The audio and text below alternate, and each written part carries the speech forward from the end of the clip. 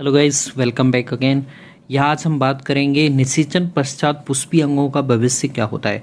Fertilisation के बाद में फ्लोवर जो पार्ट होते हैं उनका क्या फ्यूचर होगा वो यहाँ पे हम देखेंगे। परागण और निषेचन का विभिन्न पुष्प अंगों पर प्रभाव हम यहाँ पे देखने वाले हैं। अगर आपको पुष्प अंगों के बारे में नहीं पता है तो लिंक में मैं वीडियो देख दूंगा, सबसे पहले उसे देखना जिससे आपको इस टॉपिक को पढ़ने में कोई दिक्कत नहीं आएगी। पुष्पीय अंग होते हैं, सबसे बाहर की तरफ होता है आपके बाह्य दल, फिर होता है दल, फिर होता है पुमांग, फिर होता है जायांग। ठीक है, दोनों लैंग्वेज में यूज़ करूंगा जिससे आपको कोई कन्फ्यूजन नहीं हो। अब देखिए, निषेचन और परागण की वीडियो भी मैंने ऑलरेडी डाली हुई हैं तो वो भी आप जाके देख सकते हैं। ओके गाइज, देखिए पुष्प अंग यहाँ पे हम देखें, बाह्य दल जो कैसा होता है, द्विगुणित होता है, और निषेचन के पश्चात में बाह्य दल हो, दल हो, पुंकेसर हो, ये सभी सूख के झड़ जाते हैं। इनका काम केवल निषेचन तक होता है। बाह्य दल का कार्य होता है प्रोटेक्शन देना, शरीर के मतलब पुष्पीय अंग के जितने भी आवश्यक और सहायक अंग होते हैं, दल हो, पुमंग हो, जायंग हो, तीनों को प्रोटेक्शन देता है आपका बाह्य दल। उसके बाद में दल का काम होता है रंग देना पुष्प को, ताकि उस पर परागण प्रक्रिया बहुत अच्छे से हो पाए। अगर विभिन्न प्रकार के आप फूल देखते हैं अलग अलग कलर के, तो उसमें दल का मेन योगदान होता है। पुंकेसर परागण में हेल्प करता है। अंडप है जो परागण के बाद में निषेचन के बाद में आगे अगली पीढ़ी का निर्धारक होता है। ठीक है, तो अंडप ही बचेगा, बाकी सारी चीज़ें सूख कर झड़ जाती हैं, चाहे बायदल हो, दल हो या फिर पुंकेसर हो। उसके बाद में आ जाते हैं हम अंडप में, कार्पल में वर्तिकाग्र और वर्तिका, ये भी क्या हो जाते हैं, सूख कर झड़ जाती हैं। इनका भी काम कैसा होता है, केवल निषेचन तक ही होता है। ठीक है, वर्तिका आपकी क्या होती है, स्टिग्मा पे आपके परागकण अंकुरित होते हैं और वहाँ से परागनली बन आती है वर्तिका से होते हुए और अंडाशय में पहुँच जाती है।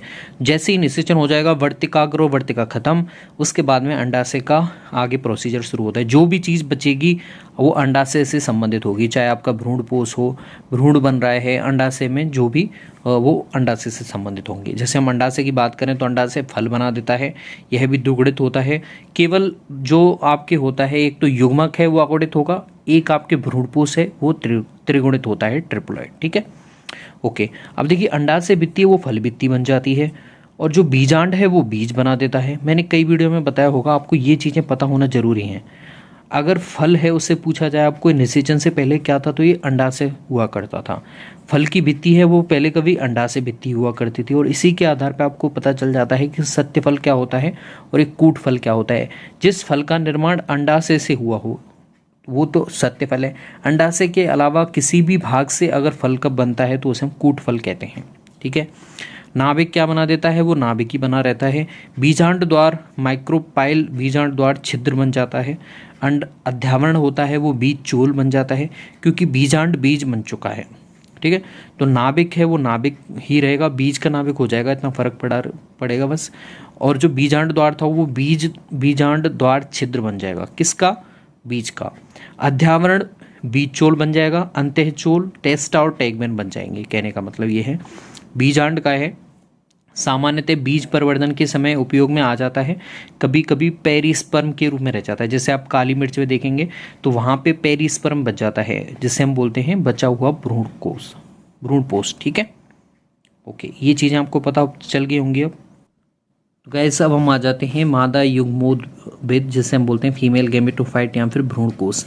इसमें देखिए, भ्रूणकोष हम बात कर चुके हैं क्या होती हैं, 7 कोशिकाएं 8 केंद्रक वाला जो हम देखते हैं बेसिकली। सहायक कोशिकाएं क्या हो जाएंगी, नष्ट हो जाती हैं, और प्रतिमुखी कोशिकाएं जो निभाग की तरफ होती हैं वो भी नष्ट हो जाती हैं। केंद्रीय कोशिका जो आपके क्या बनाएगी, भ्रूणपोष बनाएगी, और भ्रूणपोष का काम होता है बढ़ते हुए भ्रूण को पोषण प्रदान करना। अब भ्रूणपोष के आधार पे ही हम बीजों को भी वर्गीकृत कर सकते हैं कि बीज आपका भ्रूणपोषी बीज होगा या फिर अभ्रूणपोषी बीज होगा।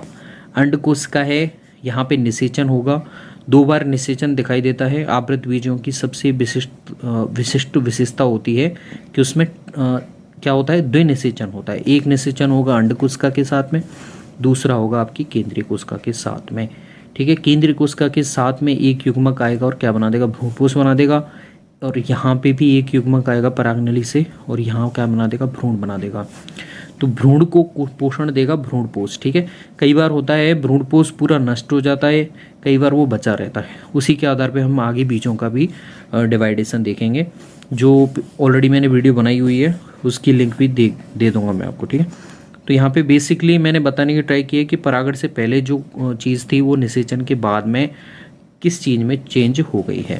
भ्रूण को उसके बारे में बात कर ली हमने। और यहाँ पे हमने बात की कि आपके अंडप के अलावा सारी चीज़ें कैसी हो जाती हैं, नष्ट हो जाती हैं, चाहे आपके बाह्यदल हो, दल हो, पुंकेसर हो। ठीक है, I hope this will be all about किसके बारे में, निषेचन पश्चात पुष्पीय अंगों का भविष्य। बेसिकली इतना तो आपको ध्यान रखना ही है कि अंडाशय फल में परिवर्तित हो जाता है, अंडाशय भित्ति फल भित्ति बनाती है, और जो फल अंडाशय से बनेगा उसे हम सत्य फल कहेंगे। और अगर अंडाशय के अलावा किसी भी पार्ट से अगर फल का क्रिएशन होता है तो उसे हम कूट फल कहते हैं। परे भ्रूणपोष भी पूछा जाता है, जैसे काली मिर्च में पाया जाता है, जहाँ पे बीज परिवर्तन के समय बचा हुआ भ्रूणपोष रह जाता है। धन्यवाद।